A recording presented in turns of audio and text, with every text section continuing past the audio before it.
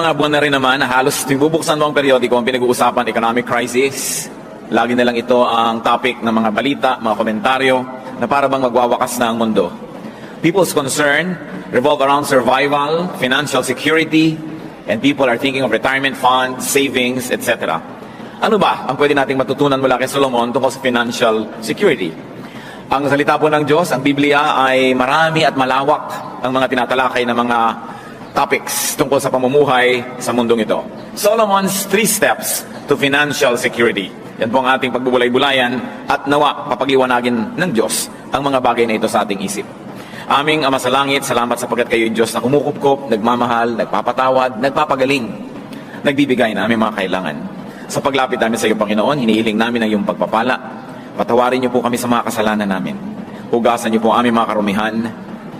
At ang dalangin namin, punuin niyo ang aming isip, ang aming puso, ng inyong espiritu, ng inyong karunungan. Mangaral po kayo sa amin, Panginoon, at bigyan niyo kami ng kakayahang unawain ang hiwaga ng inyong salita. May your words be the balm that can heal our wounds. May your words be the light that will guide our path. And may your words be the strength of our heart. Teach us, Father. We seek you in the name of Jesus, your Son, our Lord. Solomon's 3 steps to financial security. Bakit naman si Solomon ang gusto natin ngayong tanungin sa mga bagay na ito? Sapagkat sinasabi po sa Biblia na si Solomon ay pinagkalooban ng Diyos ng pinakamataas na uri ng karunungan. Nang siya'y magiging hari ay pinapili siya ng Diyos kung anong pwede niyang hilingin mula sa Diyos at ipagkakaloob. At ang hiningi niya, iba yung karunungan, wisdom. At sumagot sa kanya ang Panginoon. 2 Chronicles 1:12, God was speaking to Solomon. Therefore wisdom and knowledge will be given to you. And I will also give you wealth, riches, and honor, such as no king who was before you ever had, and none after you will have. So walang hari na uupo sa trono na magiging higit ang karunungan, kayamanan, karangalan kaysa kay Solomon. Kaya marapat na siya ay dinggin. At ito pong libro ng Ecclesiastes sa Bible ay siyang pinagsama-samang karunungan ni Solomon na ating pinakikinabangan. Solomonic wisdom in issues that confront even our daily lives sa panahon na ito. Ecclesiastes 11:1-6. Cast your bread upon the waters, for after many days you will find it again. Give portions to 7, yes, to 8, for you do not know what disaster may come upon the land. If clouds are full of water, they pour rain upon the earth. When a tree falls to the south or to the north, in the place where it falls, there it will lie. Whoever watches the wind will not plant. Whoever looks at the clouds will not reap. As you do not know the path of the wind, or how the body is formed in a mother's womb, so you cannot understand the work of God, the maker of all things. Sow your seeds in the morning, and at evening let not your hands be idle, for you do not know which will succeed, whether this or that, or whether both will do equally well. Mga salita na punong-puno ng karunungan, sinasabi sa mga matalinghagang paraan ang maraming mga bagay. At ngayon po, isa-isahin nating himayin ang mga salitang yan. We're going to review what we have just read. Ecclesiastes 11:4 says, whoever watches the wind will not plant. Whoever looks at the clouds will not reap. Yung daw tao na matatakutin, walang ginawa kundi bantayan ang direksyon ng hangin, bumubugso ba, lumalakas ba, umiihip ba, magkakabagyo ba, kung sino man ang laging inaantay ang itsura ng mga ulap, may ulap ba, hindi uulan, o marami bang ulap, baka bumaha. Yung daw tao na gano'n, na laging nag-aalala, natatakot, ay hindi magtatanim kahit kailan. At dahil doon, hindi siya aani kahit kailan. So what is the first step of Solomonic wisdom? To profit, to productivity and fruitfulness. In enterprise, don't worry about what you cannot control.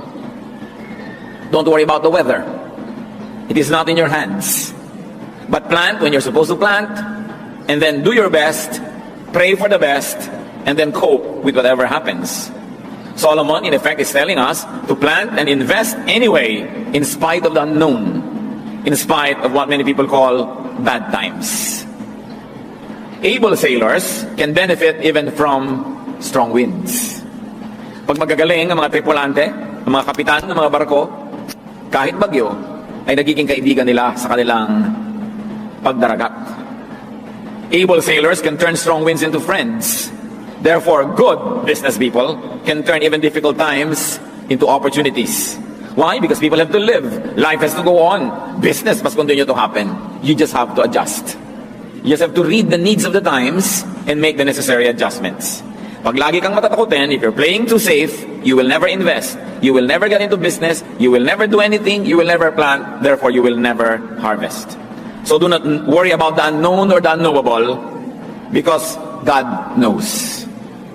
Alam naman ng Diyos yung hindi natin alam. Ang mahalaga, makipagkaibigan ka sa Diyos. Pakinggan mo ang Diyos and do what you must. And the Bible tells us how, so that we may receive God's favor. Ecclesiastes 11:5, as you do not know the path of the wind, or how the body is formed in a mother's womb, so you cannot understand the work of God, the maker of all things. So God knows, God does His part, just do yours. Siyempre ngayon, nalalaman na through science kung paano nabubuo yung bata sa sinapupunan. But during the time when these were being written, this was a mystery. And it is a metaphor, which just tells us that marami pa tayong hindi alam, pero kahit hindi natin alam at hindi natin nauunawa, tuloy pa rin ang buhay. Tuloy pa rin ang mga tao sa pamumuhay, magkakaroon ka rin ng hanap buhay, ano pa man ang mangyari. Hindi ka dapat matakot at hindi ka dapat mapigil ng takot para maging mabunga sa iyong mga ginagawa. Ecclesiastes 11:6 talks about another way to be financially prosperous and even secure. Sow your seed in the morning, and at evening let not your hands be idle, for you do not know which will succeed, whether this or that, or whether both will do equally well. Ano po ang mahigpit na itinuturo? Magtanim ka daw, maghasik sa umaga, at sa hapon hanggang gumabi, kung tapos ka na sa iyong pagtatanim, maghanap ka pa ng ibang maitatanim, maghanap ka pa ng ibang magagawa, kasi hindi mo alam kung alin sa mga projects mo ang magtatagumpay. Hindi mo alam kung alin sa itinanim mo ang tutubo, kaya hindi ka dapat makontentong may itinanim ka na dyan. Magtanim ka pa dito, magtanim ka pa doon. Hindi mo alam kung anong klaseng panahon o weather ang iiral. At alam nyo naman, may mga halaman na pag dumami ang tubig, lumalago sila. Halimbawa, kangkong. May mga halaman naman na pag walang tubig, mas magaganda ang kanilang mga aanihin. Tulad ng pakwan, tulad ng mga milon, mas matamis pag walang ulan. So magtanim ka pareho, umulan naman humindi, may maaani ka. Hindi mo inilalagay sa isa lamang na bagay na kasalalay ang buong buhay mo. At hindi sapat na nagtrabaho ka na sa umaga, tapos sa hapon, magbibingo ka na, o tutunganga ka na. Kumisan makakakita ka ng mga driver, natutulog na sa mga ilalim ng puno, ayaw nang tumanggap ng pasahero, kasi naka-boundary na. E paano kung pag uwi mo, nahulog sa bintana yung asawa mo at kailangan mo ipa-repair yung ulo niya? Eh ang kinita mo lang pang boundary, wala kang extra. You don't know what a day may bring forth. You should not be easily happy with some income. Keep making income. Kailangan na nagsisikap ang tao, hindi ko mo kumita na ng konti, maglalakwat siya na. Sabi, sow your seed in the morning, and at the evening, let not your hands be idle. Marami ka dapat ginagawa. So second step, keep working on different services. Keep planting different crops. Keep producing different products. Hindi mo alam kung ano makiklik eh. Nakapwesto ka, kung alin man doon ang pagpalain, handa ka. Diversify, in other words. But not too much and not without due study. But position yourself to earn. Position yourself to harvest and to profit more. Hindi masama na paramihin mo ng paramihin yan. Pag sinabi mong hindi naman po ako materialistic, maghanap buhay ka pa rin, damihin mong kita, pamigay mo kung gusto mo sa mga kawawa at mga kapuspalad at mga hindi makapagtrabaho. Pero hindi mo sabihin, wala naman ako masyadong ambisyon, simpleng buhay lang, tama na sa akin. Tapos pag nagkasakit ka, nangungutang ka doon sa meron. Anong simple doon? Hindi dapat easily ka na kontento. Gawa ka ng gawa, gawa ka ng gawa. At kung natapos mo na ang paggawa ng pinakamataas na kaya mong gawin, doon ka pa lang dapat makontento. Hindi yung wala ka pa nagagawa, kontento ka na. Pag nangailangan ka, napapahamak yung kamag-anak mo na may konting inimpok. Dahil bilang na bilang mo ang impok niya. Yung mga kamag-anak na mga may OFW na mga asawa, alam na alam ang exchange rate. Araw-araw, daig pa yung asawa. Siguro ate, marami ka ng savings, ano? Kasi enrollment na ni Junior, ayun. Kasi hindi nagsisikap masyado. Ang tataas ang ambisyon, ang daming gastos, hindi naman kumikita. Ang dali-daling magpahinga, ang daling mapagod. Konting hirap, sumusuko. Konting hirap, nagre-resign. So, wala namang kakainin. Kailangan niyang katawan mo, ihataw mo sa trabaho, ihampas mo sa gawain. Diba? Para meron kang kitain. Consider the great woman of Proverbs 31. Ano ang description sa napakadakilang babaeng ito? Proverbs 31:10, a wife of noble character who can find. She is worth far more than rubies. And then Proverbs 31 goes on to essay the great deeds of this wonderful woman.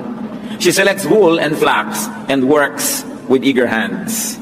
So siya naghahabi, gumagawa siya ng mga tela. She gets up while it's still dark. She provides food for her family and portions for her servant girls. She considers a field and buys it. Out of her earnings, she plants a vineyard. She sets about her work vigorously. Her arms are strong for her tasks. She sees that her trading is profitable, and her lamp does not go out at night. In her hands, she holds the distaff and grasps the spindle with her fingers. Marami siyang ginagawa. Maaga siyang gumising para marami siyang magawa. Hinahati-hati niya ang kakainin ng bawat miyembro ng kanyang pamilya para ang lahat ay may magkaroon ng kasiyahan. Binibigyan niya ng assignment ang kanyang mga katulong para lahat ay huwag masayang ang panahon. Bumibili siya ng mga lupa at tinataniman niya ito. At ang ipinagtatanim niya, galing na sa mga tubo niya, sa kanyang mga pangangalakal. Malakas ang kanyang katawan, malakas ang kanyang braso, at siya ay nangangalakal. She trades. She buys, she sells, she produces. Marunong siya magburda, magsulsi, manahi. She makes linen garments and sells them and supplies the merchants with sashes. Gumagawa pa siya ng mga sinturon, mga bedsheet, bed cover. At ang sabi ng Proverbs 31:25, she is clothed with strength and dignity. She can laugh at the days to come. What are the days to come? Days of uncertainty, days of gastos, days of pagtanda, pagkakasakit, pangangailangan. Sabi, pinagtatawanan lang itong babaeng ito yung mga darating na araw. Kasi may pera. Kaya mo bang pagtawanan yung mga darating kung wala kang pera? Diba? Kasi may savings. Kaya tayo mga Kristiyano, huwag kayo mag-inarte. Na ay, ako hindi materialistic, hindi ako ganyan. Pero naman, pag kami kailangan ka, iaasa mo sa iba. Dapat ang tao, marunong magsikap, magtrabaho, maghanap buhay, produce more than what you need. So that you will not only fill your needs, but you will also be able to help others who are unable to produce. Just work for it, and then deserve it. Sabi na Ecclesiastes 7:12, money is a shelter. Bible na yan. Kaya huwag nyo nang mamaliitin ang pera, mahalaga talaga. Money is a shelter. In Ecclesiastes 10:19, money is the answer for everything. Alam niyo naman, money talks. And when it does, people listen. Diba? So, dapat gumagawa ka ng pera, ng maraming pera. Pero huwag naman sa pagiging sakim, sa pangaagaw, sa pandaraya. Kita niyo yung babae ng Proverbs 31, ang dami-dami perang ginagawa. Kasi masipag, mautak, marunong. No? Of course, Ecclesiastes 10:19 is an exaggeration that money is the answer for everything. You know, poetry exaggerates. But there's great truth in it. That it is an answer to many, many things in life. You want to be secure, you want to be able to laugh at the days to come, dapat may extra income ka, that you have savings, and you are ready for some disasters. So, work hard. Work well, diversify, keep producing. Ecclesiastes 11:1 leads us to the third step to prosperity. Cast your bread upon the waters, for after many days you will find it again. Pagka sinundan natin yung talinghaga, ipaghahagis mo daw yung tubig mo, yung tinapay mo sa maraming mga ilog, dagat at kung ano-ano, at balang araw magbabalikan din sa iyo lahat. Isang talinghaga ng ibig sabihin lamang. At kasulad ng verse 2 ng Ecclesiastes 11, give portions to 7, yes to 8, for you do not know what disaster may come upon the land. So it is telling us, be generous. Magbigay ka ng magbigay hanggang kaya mo kung kani-kanino. Hindi mo naman alam kung sino ang magsusukli. Hindi mo alam kung sino ang tatanaw. At kung dumating ang panahon, isuklian ka naman. Pero ang sabi sa Biblia, pag nagtanim ka, aani ka. So damihan mong tanim, iba't ibang tao. Tumulong ka dito. Kung kaya mo magpaaral lang ganun, paaralin mo. Kung kaya mong sagutin yung gastos ni ganun, sagutin mo. Ang investment, hindi lang yung inilalagay mo sa bangko, inilalagay mo sa stock market, o pinupuhunan mo sa negosyo. Yung kabutihang ginagawa mo rin sa kapwa, kino-consider yan sa Bible na sound investment. Because someday, you will be rewarded. Kaya ang sabi, cast your bread upon the waters, for after many days, you will find it again. Give portions to 7, yes to 8. So sabi, magbigay ka sa marami, huwag lang sa isa. Sapagkat hindi mo alam kung sino dyan ang magiging blessing din sa iyo. Sa mga magulang na mahilig may favorites, lahat ibinigay na lang sa favorite, lahat ibinigay sa favorite. Hindi naman lahat ng favorite nyo, yun ang nagiging mabuting anak. Marami pa nga yung inape, yung kinawawa, yung dinusta, yung laging pinapagalitan, yung ikinahihiya na anak, yung hindi ipinagmamalaki, kadalasan niya pa nga nagiging mabuting anak pag tumanda ka na. At yung inispoil mo ng inispoil, binigyan mo ng lahat-lahat, kadalasan yun na hindi makalingon sa'yo eh. Kaya sabi, give to 7, yes to 8, give to many, don't just one. Hindi lang isa lang yung pinefavor mo, isa lang yung nilagay mo na doon lahat, yung kayamanan mo, lahat ng kaya mong ibigay. In other words, don't put all of your eggs in one basket. Kung baga sa computer, kailangan may backup file ka. Dahil pag nag-crash yung computer mo, ubos ang record mo. May backup ka. Huwag mong ilagay lahat ang pag-ibig, ang pagmamahal sa isang tao lang. Dahil baka mamaya, mabuti nga yung taong yan, maaga namang nabawian ng buhay, edi lugi ka. Hindi mo alam. Be generous to many. Lalo sa inyong mga anak. Hindi nyo alam eh. Proverbs 11:25, a generous man will prosper. He who refreshes others will himself be refreshed. Biblia na ang nagpapangako, yung mapagbigay, aasenso, sasagana. Ang nagbibigay ng kasiyahan sa kapwa, siya man ay tatanggap ng ganitong kasiyahan. Hindi sa pagiging sakim ka magiging secure.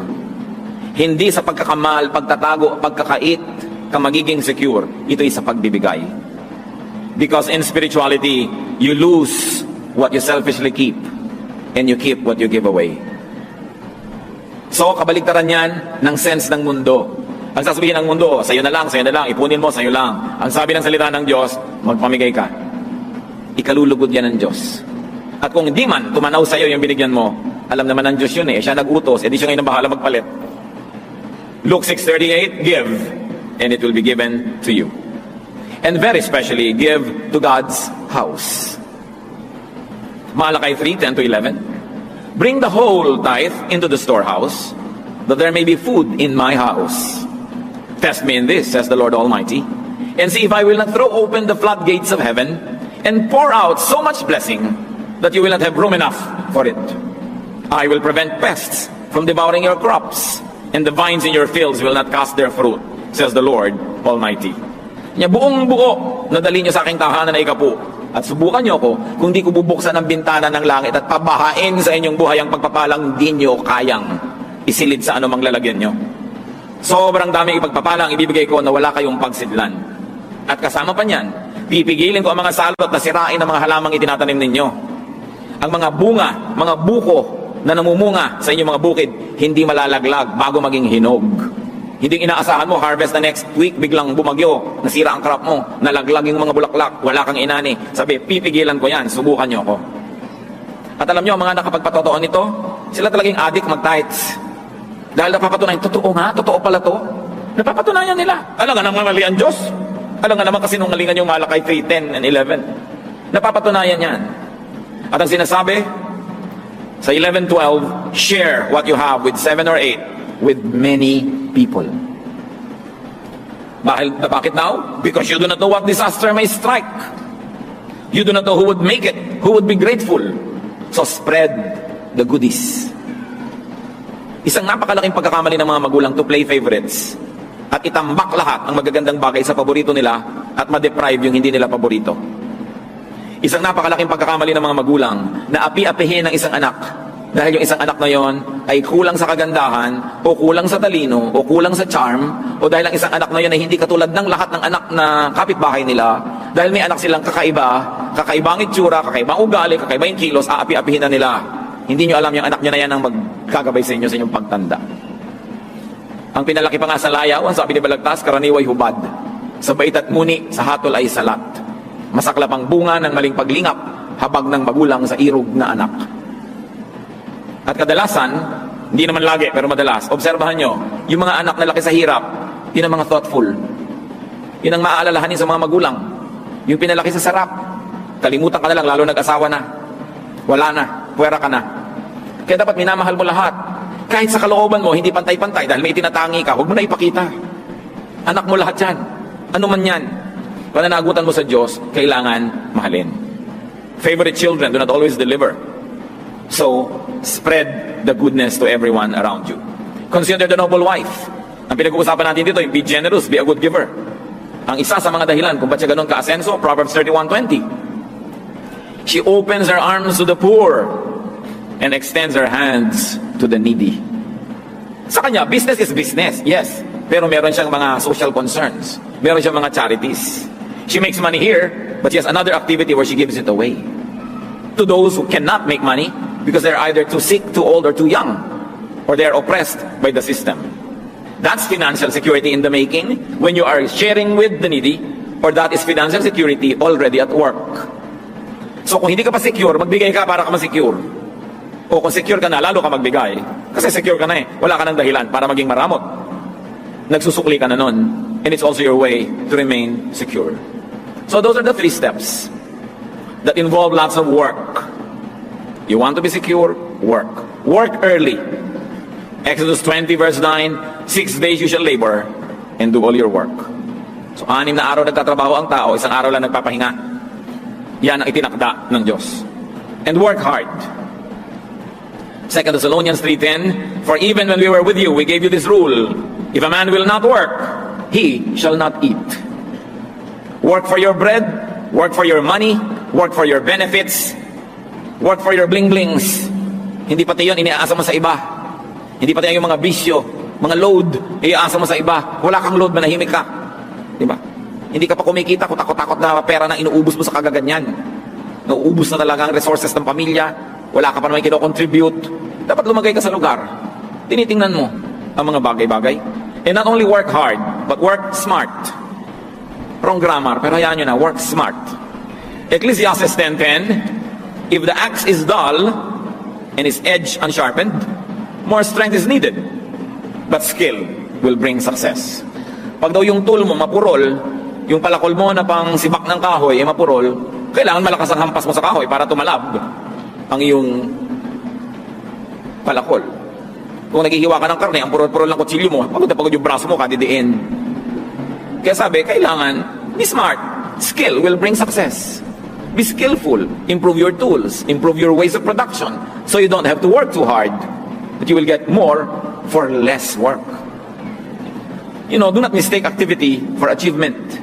Not everybody who works hard gets out of poverty. But those who work smart do. No? Hindi pandaraya ang ibig sabihin ng smart, hindi cutting corners, kundi style. Dapat meron ka diskarte sa buhay. Hindi sapat na mapagod. Hindi sapat na maligo sa pawis. Kasi kahit araw-araw naliligo ka sa pawis at nabibilad ka sa araw sa trabaho, hindi sapat para ka makahango sa hirap. Kailangan may diskarte ka, may game plan, mag-isip-isip ka. That's why skill will bring success. And just to review, Solomon says, don't play it too safe. Wrong grammar na naman, but who cares? Sasabihin ng grammar teacher, don't play it too safely. Pero hindi man magandang pakinggan. Don't play it too safe. Talagang may risks. Namumuhunan ka talaga. You take your chances. But this must be calculated risks. You do your homework, you do your research, you do what you can, but for all the others, put faith in motion. Sabi yun daw lang.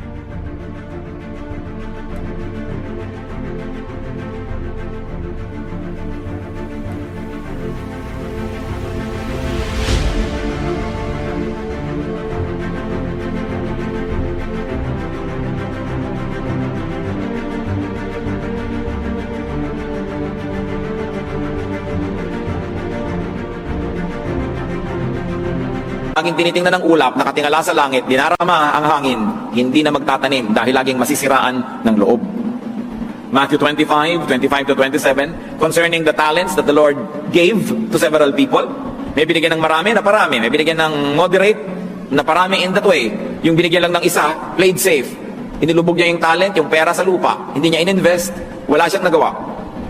Matthew 25:25-27, so I was afraid and went out and hid your talent in the ground. So here it is. Here is what belongs to you. Ang sabi niya doon sa nagbigay ng puhunan. His master replied, you wicked, lazy servant.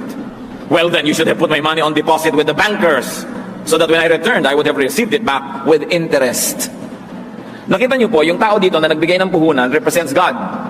God gives us talents, skills, kakayahan, edukasyon, training, puhunan para mo paramihin. At ang Diyos, interesado sa interest, sa tubo. Sabi, binigyan kita, dapat na parami mo. Sabi, eto, nilubog ka na lang sa lupa para safe. Eh, gusto mo lang palang safe, di sana hindi ka na namuhunan, inilagay mo lang sa bangko, nagkaroon mo lang ng interest. Kahit konti. So God wants earnings. God wants interest. God wants returns. Kaya hindi ungodly yun. Huwag ka lang maging usurer na exaggerated na yung interest.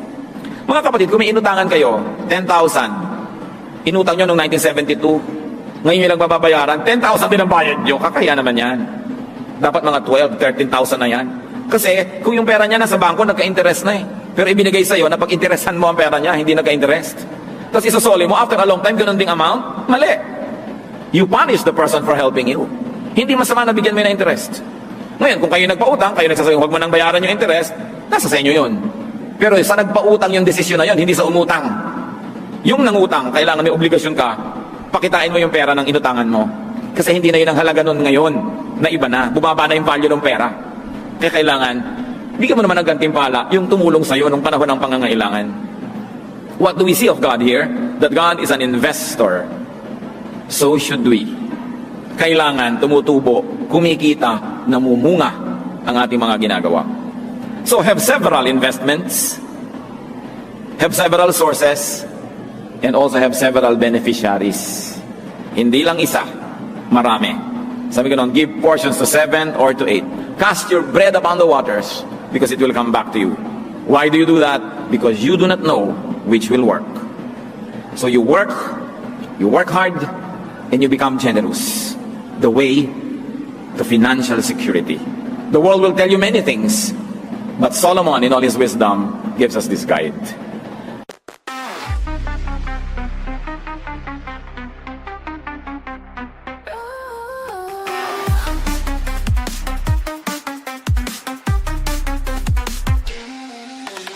Lost in the shadows, your love used to be. I'm searching for solace, but it's hard to see. The ghost of your memory, it still haunts me. A bittersweet reminder of what used to be. Oh, my heart is aching like a heavy stone. Longing for your touch, but you're gone back home. In this dark of night, I'm left to grieve. Trying to move on, but my heart still bleeds. Tears fall like rain as I whisper your name. Wishing I could turn back time to the love we sustained. But now you're gone and I'm left to decay. A fragile heart that's lost its way. Oh, my heart is aching like a heavy stone. Longing for your touch, but you're gone back home. In this dark of night, I'm left to grieve. Trying to move on, but my heart still bleeds.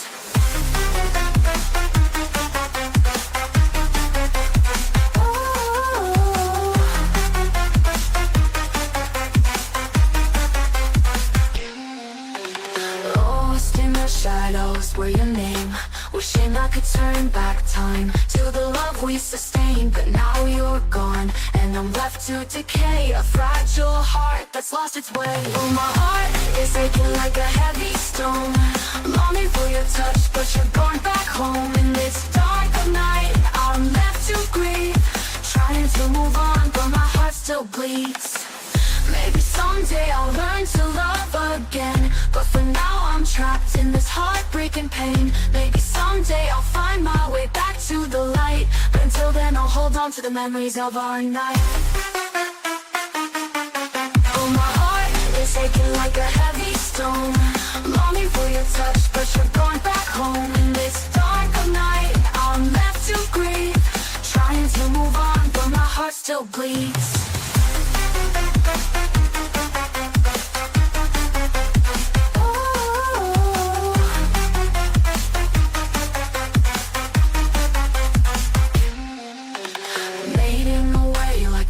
We once made, leaving me with just a memory. A love that's faded.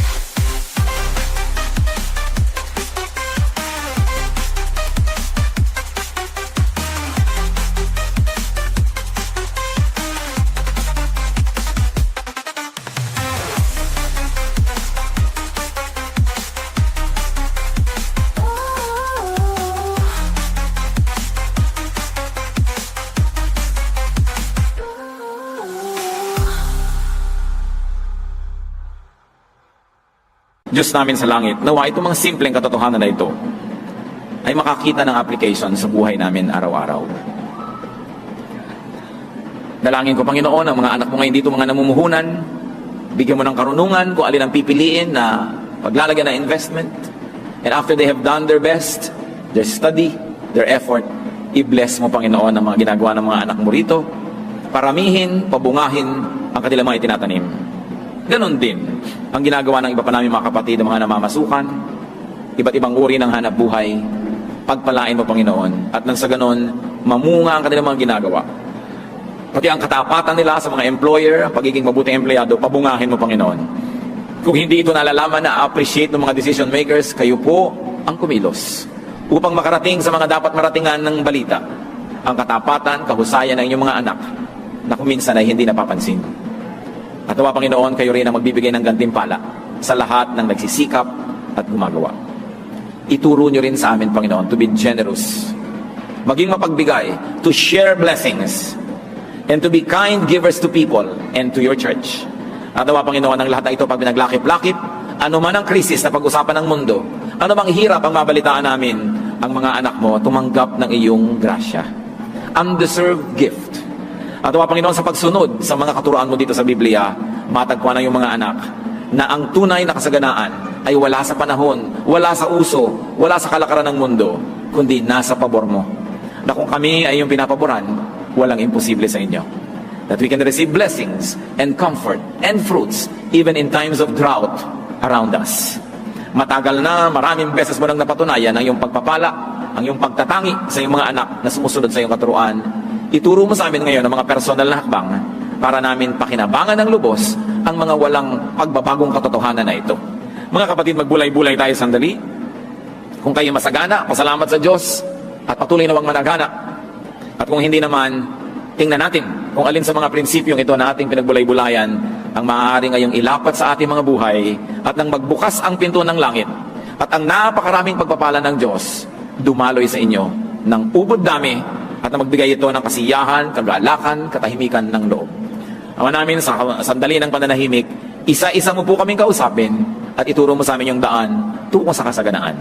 At sa mga nananagana na Panginoon, salamat, ituro mo ang daan pa sa lalo pang pagsagana at lalo pang pagiging mabuting tagapag-ingat ng iyong mga pagpapala. Let's be silent before the Lord and ponder applications of these truths.